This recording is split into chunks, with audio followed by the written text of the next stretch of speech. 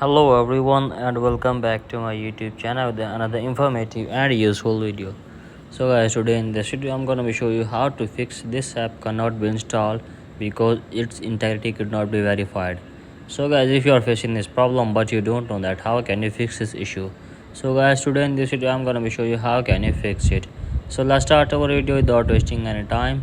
So guys, first of all you have to just simply open settings and make sure that you have an active internet connection, and then there's not connected any of the VPN. If there's unconnected VPN, then you have to just simply disconnect the VPN and then tap on general and then tap on software update and make sure that you are using the updated version of iOS.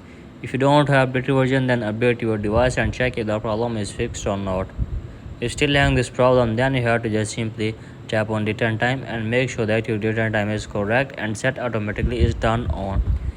And then you have to just simply go back and then tap on language or region and then tap on region and select your region, and after that you have to just simply go back and check if the problem is fixed or not.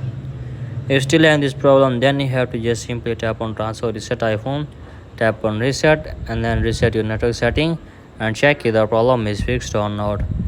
If you still have this problem, then you have to just simply go to the screen time, scroll down and then tap on content and privacy section and turn this toggle off. After turning it off, check if the problem is fixed or not. If you are having still this problem, then you have to just simply sign out your Apple ID and force restart your device for one time, and after that sign in your Apple ID again, and after that check if the problem is fixed or not.